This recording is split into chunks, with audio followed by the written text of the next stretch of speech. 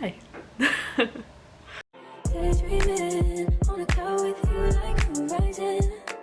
So, this is my third video. This should have been my fifth video because I made 2 whole videos, filmed, edited, did all the work. I made one and it failed to upload to YouTube multiple times and I gave up on it because I got very frustrated. And then I made another video and then it wouldn't export out of my editing software, which again I got frustrated and gave up. So now I have 2 videos that are fully completed that I just don't know how to get onto YouTube. So hopefully this one works. Okay, so today is July 20th and I moved back to college on August 21st, so a month and a day. And not only am I going back to college, I'm going back for my last move-in ever. I'm gonna be a senior. So this is my last year as a student, like ever, after only knowing how to be a student for the past 16 years. So I figured I'd do a sit down and kind of do a little things I wish I knew. This is just gonna be some things that I wish I knew when I was going into college as a freshman, and just some advice. Something that you're gonna hear from a lot of people. If you ask anybody, no matter what year of college they're in, especially if they're older, they're gonna say get involved on campus. And that is something that I did, and I really benefited from it. However, I'm gonna kind of say the opposite, and I'm gonna say don't over-invest yourself. Yes, getting involved is great. That's how you make friends, it's how you make connections. But if you over-involve yourself, it's gonna create more stress, which is not what involvement's supposed to be. The stressful part of college is supposed to be your classes. Pick and choose what you want to be involved in.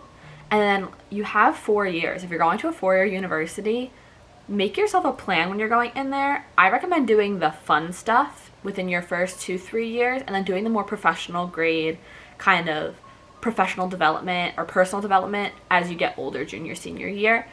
But yeah, definitely get involved. Put yourself out there. And here's the little tip from a senior that I don't think, nobody told me this, but when you graduate, I knew you get cords, but a lot of the times the clubs that you're in have their own unique cord.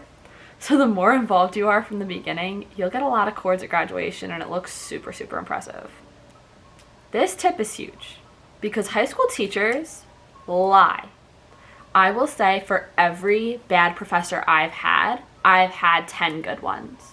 You will have repeat professors and they will want to get to know you because you're a networking opportunity for them. If you're talented at whatever your major is and they have networking opportunities with these big names, they want to say, hey, I taught this student. It looks good for them. But not only that, they're also very respectful if you're respectful to them. Like if they're going to work with you, because for many of them, being a professor is their part-time job. I know personally as a graphic design major, a lot of my professors have their own businesses where they are people. And also in college, you're treated like an adult. So they're not going to look at you and be like, hey kid, you didn't get your assignment in on time. They're going to be like, oh my god, in 2 years you're going to need a full-time job. I'll keep you in mind for this. I just realized I'm probably babbling. I don't know how to talk. As much as professors are understanding and you should use them to your advantage in a way, I guess, don't take advantage of their kindness. You know, if you go to a professor and say, hey, I'm balancing a part-time job with school and the president of your sorority, and you express that to them and be like, hey, I have a lot going on. I know this assignment is due tomorrow night. Can I get an extension until the next night? I have never had a professor say no, but I also don't abuse that privilege of being able to say, hey, can I have an extension? I've done it twice. So I think I did it once my spring semester of freshman year and then once this past spring semester, spring 2022. Like I mentioned before, they're people and they're gonna treat you like adults. Many of them have families. They want go home and enjoy their lives. They are not there to make you miserable. They're there to just do their job and teach you and give you a grade based on how you perform in their class. So don't go in with the mindset of my professors are out to get me. Some are harder than others, but I will tell you, every professor, as much as maybe my past 3 years of college, I might have had 3 or 4 bad professors, they were always fair. They're gonna try and help you as much as they can. They're not gonna be responsible for reminding you that an assignment's due if they already did, or Some of them don't even remind you. They give you a syllabus at the beginning of the semester and they're like, here's all your due dates. Stay on top of your own stuff. Organized. Planners.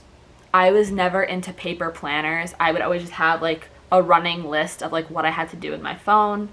Since being in college, I have found that handwriting in a planner has been my best friend. This next one is a little bit of a controversial subject, I guess. Changing your major should not be frowned upon, or your minor, your whole program. If you go from the College of Arts to the College of Sciences, should not be frowned upon. I started out in fall 2019 as a dance and graphic design doctor. By the end of that semester, I was a graphic design major with a dance minor. By that spring, I was just a graphic design major. By the following fall, I was a graphic design major with a minor in social media strategies. And then by this past fall, so fall 2021, I was a graphic design major and double minor in social media strategies and public relations. And now going into this fall, I think I'm going to switch to a double major graphic design and public relations with a minor in social media strategies. That's like 6 changes in 3 years. Sometimes it's not worth doing what you love when you can find something else that you're possibly passionate about. So kind of relating to that, there's plenty of opportunity for elective courses. I've taken at least 1 a semester. I'm usually taking 2, and then I think last semester I took 3. Kind of had to change where the camera was placed because there was a weird shadow coming in. I've been talking for a while. I hope that at least some of this made sense. These last 2 are very, very simple. Everybody will tell you this. We talk to people. The way that I made my best friend at school is literally by sitting next to her in a class and walked into class, sat down next to some random girl that I didn't know, and I knew that I was in the right classroom because I've had this professor before, but I just turned to her and said, hey, this is this class, right? And she was like, yeah, I think so. Nobody is gonna be unnecessarily mean, and if they are, then they're not worth having as a friend. I have never done that with somebody, had them be nice back to me. It sounds very difficult. Trust me, I was a very shy person going into college. I have since broken out of that shell for the most part, but it comes from little things like that. For my underclassmen, for my soon-to-be freshmen, maybe even people are going to be sophomores and had a rough freshman year. This is not like high school where the upperclassmen feel the need to be dominant. Don't be afraid to ask an upperclassman for some help or some advice. This is something that's easier said than done, but put yourself first. It could be hard. The transition to college is hard. Maybe you're from a really small town like me, and it could be a true culture shock in a way. Don't pressure yourself to conform too quickly. I know last year coming back from being virtual, like I said before, I threw myself all in, and honestly I kind of regretted some things. I was so deprived of it for so long. Don't let that kind of freedom make you forget who you are. This summer I spent a lot of time finding myself again because I really did not feel like myself anymore, and being home again has definitely grounded me, and I know for a fact I will not let what happened to me last year happen again. But putting yourself first doesn't necessarily mean to yourself all the time. If you are feeling super overwhelmed on a random Thursday and you have 2 classes and you're like, I don't even think that I could focus in class today, skip the class.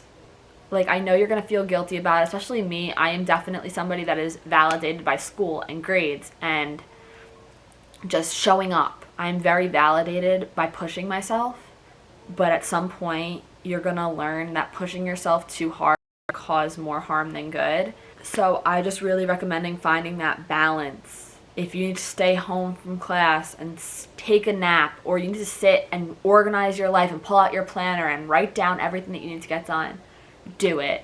Is it really worth sitting there and not being able to focus and constantly harping on what's in the back of your mind? Or is it worth getting that stuff done and missing the class? You will learn that it is not the end of the world to miss a single class. Okay, this is like my favorite topic to talk about because people have very, very mixed opinions on Greek life, and I can understand why. I'm not gonna lie to you, I was anti-Greek life from the minute that I learned what a sorority was. I said I would never join a sorority in college, and I stood by that firmly my freshman year, my sophomore year, the first week of my junior year, like the second week of my junior year rolled around, and I made a very, very good friend at school who happened to be in a sorority. Like the second week of my junior year rolled around, and I made a very, very good friend at school who happened to be in a sorority. Our school is very small. We only have, like, I think maybe 10 orgs total. So ours is very different than any other school. So this is from my personal experience, not speaking on what happens at other schools. Our school has very strict rules on things like hazing. Greek life is held to a very high standard at my school. I sat down for coffee with the membership vice president, and the way she talked about, you know, the organization that I'm now a part of, it like hit different actually speaking to somebody who loved it so much. I went through informal recruitment, accepted a bid, and you know, fall semester I was a new member, and then once I was initiated, I had the opportunity to run for an executive board position, and I got one. I love every second of it. I'm not just saying that. I know there's girls online that put on this brave face and cry behind closed doors about their sorority and how horrible it is and how much drama there is. I would not trade my sisterhood for the world. Whatever letters you are wearing on your chest need to represent who you truly are. You don't want to wear those letters just because they look, you know, impressive. There are a couple sororities that I can think of off the top of my head that every school has, and they probably have the national following, but it's not worth being a part of one of those organizations if that's not who you are or who you want to be. And now that I kind of have a little bit more of an oversight in a way because of my position, I definitely see how much love each and every one of my sisters has for each other, and it's beautiful, and I highly recommend Greek life if you can find your home. Just a couple like little tips and things that I've kind of accumulated throughout my time in college. I recommend getting a laptop. You're gonna need a laptop. I don't recommend. I am saying go get a laptop. Also, I recommend before going to college, before stepping foot on that campus, you think of every app that you could possibly need and download it. Also, even if you're a new incoming student and you were not a part of Zoom University, download Zoom. And then also, this one is for my organization freaks like myself. I am pure definition of a Virgo.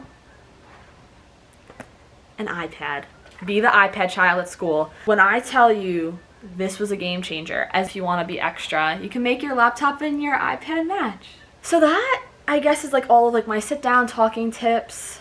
I know I just talked for a really, really long time.